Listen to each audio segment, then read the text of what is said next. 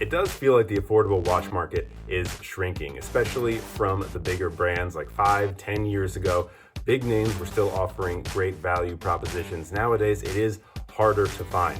Well, enter this watch and enter this video. Welcome back to the basement. It is the 1010 Club. My name is Jonah and clearly have done nothing to spruce this place up. So we'll flip this camera in about 15 seconds so we can just start looking at this watch. But this is the Timex Marlin. Came out a couple of years ago. A great retro reissue, 40 millimeters, gorgeous looking. And at first, $250 listed on Timex's site. Again, back to the hard to find a good value proposition, but that's why this channel exists. You can get this watch brand new for just over $100 if you know where to look, and one of those places is the links down below in the bio. But let's check out this watch. How good is it? How great of a value proposition is it? And is it still possible to get a great watch from a big brand for under $200? And here we go. I got the black dial version with the mesh bracelet, although there are many other options, including lots of different leather strap options if that's your thing. A 40 millimeter in diameter watch, 48 millimeters lug to lug, a 20 millimeter lug width, and this giant domed acrylic crystal means it is about 13 millimeters thick. An unsigned push-pull crown gives it 30 meters of water resistance. It is a Miyota 8000 series inside, so it hand winds, although it does not hack. Screw down display case back in the back. No design on this movement, although never really bothers me. I just love seeing movements in the back of a watch. It says stainless steel, automatic movement. The sticker says Movement Japan, bracelet China. Speaking of the bracelet, nice mesh bracelet. Has great movement, although this is as much as I can flex it. So depending on your wrist size or wrist shape, you might be hitting some hard surfaces or inflexible surfaces. For me, it's pretty good. It has this sliding adjustable buckle thing. So I have a 7¼ inch wrist. You can basically go from here to here. So I would say anywhere from 6 inches to 8 inches would be fine. Signed buckle there, and that's really the only brushed surface on this entire watch. This whole case is high polish everywhere. So we're going to be picking up a lot of fingerprints, unfortunately, throughout this review. But one of the cool things about this watch, especially for its price, is the case design. A lot of different angles, and I really enjoy that. I count 3 different. So we have this slope down, then there's a small little flat angle, and then this top angle on the case is really cool because it runs the same angle as the acrylic crystal. So a nice continuous line on this watch gives great movement and great continuancy, great, what's the word, where everything meshes together. I'll come back to it later. So looking at the dial of the watch, applied indices all around with a printed minute track on the outside in white. This is a flat black dial. The silver dial, I believe, is like a sunburst, so also different textures depending on which colorway you get. No loom on the indices, although there is loom on these fence post hands. Non-color match date wheel at 3, although it does remind me, and I like this, of like an 8-ball, and coincidentally, we have 8 on the date wheel right now. Timex printed above the pinion or below the 12, and automatic printed above the 6.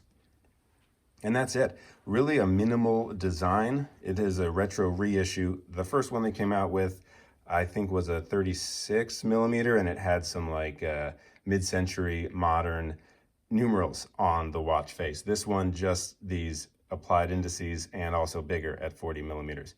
Cohesion, by the way, leads to the cohesion of the design. That's what I meant to say earlier. There are some comparisons to be made to the Orient Bambino. Maybe not necessarily this one because the indices are different. This is the version 2 I wore for my wedding. But the V3, I'll pull up a photo, especially has some direct comparisons although a little bit more expensive. The Bambino you can get for about $120 now on eBay. This for $110 about. I'll put links again to both of them below.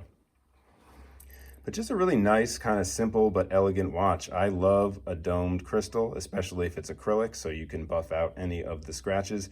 If you've watched any videos of mine, you know that.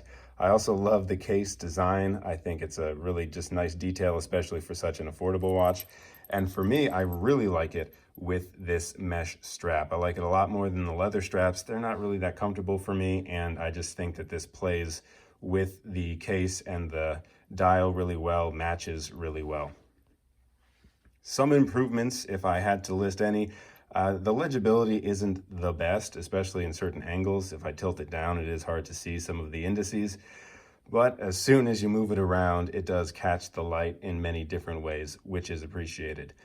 30 meters of water resistance. I mean, it's a dress watch, so we're not going to knock that. And this can't really be a negative or an improvement because it's a choice, the high polish, but there is smudge fests everywhere, which is not necessarily the best. For a dress watch, honestly, the lume isn't the worst. I mean, it's something.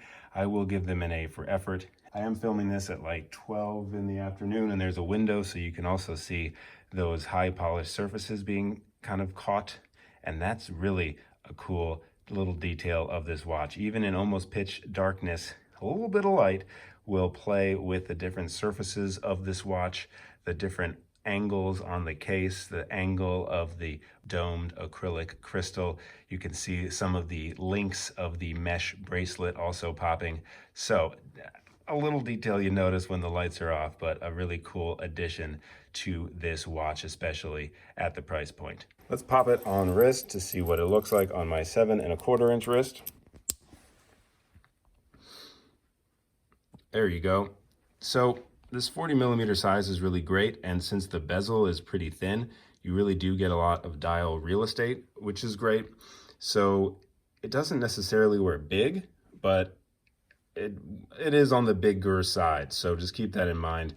This 40 millimeters, it will in no way be mistaken for a 38 millimeter watch or a 36 millimeter watch, but I think fits pretty well, sits pretty well on my wrist. There it is above the bone. And there it is below. It's just a classy piece. You can dress it up or dress it down. I mean, how would it go on a NATO strap? Not bad. Not bad, but also just on this bracelet, as I carelessly toss that to the side. Obviously, this would look great with a suit, but I think you could wear this with jeans and a t-shirt if you wanted as well. Some corners have been cut. I mean, there's no hacking on this movement, unsigned crown, no different surfaces, only high polish, no decorated movement. But you're paying $110. So for $110, I think there is great value in this watch. And it is one of the only watches from a bigger brand that you still can get for an affordable price. For $110, really a great find. And there's, again, so many different colorways to choose from. You really can find your favorite version. Thanks so much for hanging out today. As always, if you haven't yet, you can hit that subscribe button below. Really does help the channel, and the notification bell as well. I will be doing a direct comparison video between the Marlin and the Bambino, so we can really break down which one would be the best affordable dress watch for around $100. My opinion's already forming, but we'll have to sit on that for just a little while longer. Thanks again, and I'll see you later.